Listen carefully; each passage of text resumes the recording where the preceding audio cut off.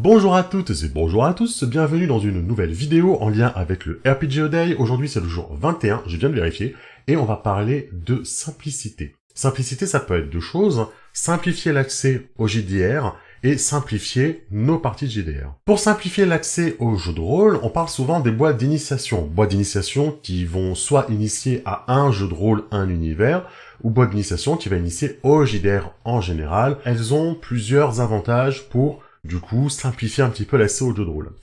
Déjà, on peut penser qu'avec tout le matériel qu'il y a dedans, ça va pas rendre ça plus simple. Et je pense au contraire. Au contraire, les gens étant beaucoup plus investis dans les jeux de société aujourd'hui, leur donner une accession au jeu de rôle grâce à des pions, des cartes, des plateaux, etc., ça peut au contraire les aider à s'immerger dans l'histoire. On est moins sur cet aspect austère, froid que peut avoir une table de jeu de rôle avec juste un écran, des dés, un papier, un crayon.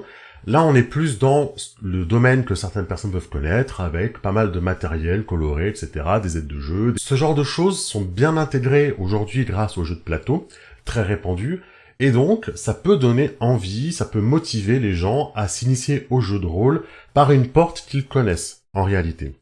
Les boîtes d'initiation ont également comme avantage d'avoir souvent des livres de règles simplifiés, ainsi que des scénarios très didactiques. Alors certains pourront dire très classiques, mais ils restent pas moins didactiques. Ça veut dire que ça va donner au maître de jeu les termes et les phrases, parfois même telles quelles à lire. Ça leur évite cette petite difficulté au début quand on se lance de savoir quoi dire quand on est meneur ou meneuse. Et en plus, ça va intégrer les mécaniques au fur et à mesure de la partie. On va intégrer les règles au fur et à mesure que l'histoire avance. Je vais prendre par exemple la boîte d'initiation aux confins de l'Empire de Star Wars. On commence dans une situation avec une carte, du coup, et on a même des petits jetons, si on veut, pour ces personnages. Dans cette situation-là, les personnages vont se cacher. Ensuite, il va y avoir un petit affrontement. Donc, règles d'affrontement qui suivent. Phase un petit peu ouverte où ils vont aller voir plusieurs PNJ pour aller négocier une façon de partir. Donc, on va découvrir les règles pour faire du social ou faire voler des choses, etc.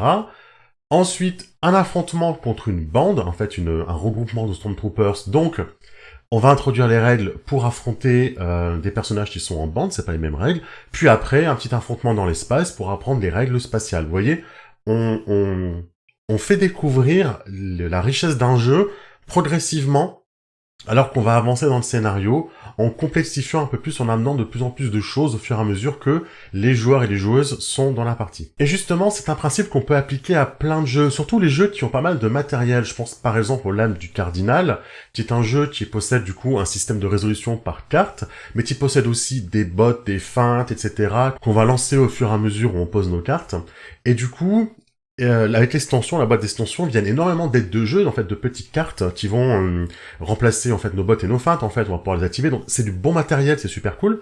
Mais c'est pas plus mal aussi de simplifier le jeu en faisant d'abord découvrir la mécanique du jeu, la mécanique des combats, et ensuite rajouter tout ce qui est bots, feintes, qui vont s'activer avec les figures des cartes qu'on va poser, donc l'introduire dans un deuxième combat. Donc ne pas donner tout le matériel d'un coup, peut-être, et introduire le matériel au fur et à mesure. Je pense par exemple aussi à Savage World, qui a un système aussi de jetons de poker, etc. Peut-être que pour une partie de découverte totale de Savage World, commencez par faire d'abord découvrir la mécanique, et ensuite introduisez, une fois que la première scène de tension est terminée, les jetons de poker, ou introduisez-les au moment où ça peut être intéressant, où un joueur va rater quelque chose, etc. Et vous allez lui dire, voilà, je vais vous expliquer comment fonctionne le système de jetons de joker, et comment ça pourrait t'aider dans cette situation. Voilà, ce genre de choses, ça peut être intéressant. D'autant que des fois, il y a des systèmes qui sont un peu complexes, qui vont introduire des systèmes de tarot, parfois, ou des systèmes de relance, des trucs comme ça, qui sont parfois assez compliqués. Donc, y aller au fur et à mesure. C'est pas forcément simplifier un système, puisque finalement, vous allez le présenter entièrement d'ici à la fin de la séance, ou de la prochaine séance, mais c'est l'introduire de façon petit à petit, en fait, au fur et à mesure du jeu. Ce que vous pouvez simplifier énormément également, c'est vos préparations. On en a déjà parlé, soit avec une méthode d'improvisation, comme le 3-3-3, je vous renverrai sur la vidéo qui en parle, soit en essayant de ne pas tout prévoir et de vous faire un peu confiance sur votre capacité à improviser ou raccrocher les wagons si les joueurs et les joueuses ne suivent pas exactement la voie que vous aviez planifiée dans votre tête. Ça n'arrive jamais. en fait. Ce que je vous conseille énormément de simplifier, ce sont vos parties en virtuel. Avec le confinement et les confinements successifs, on a vu une explosion du jeu de rôle en virtuel par Roll20, enfin Roll20, Foundry VTT ou Let's Roll par exemple. Et la moitié des reproches qui étaient faits au jeu de rôle virtuel, c'est le côté on perd le plaisir humain, et l'autre moitié de reproches, c'était je passe trop de temps à préparer ma partie. C'est vrai qu'en virtuel, on a tendance à vouloir en mettre plein la vue, à vouloir faire comme tous ces superbes actual play qu'on voit sur internet avec des cartes et des images et des pions dans tous les sens.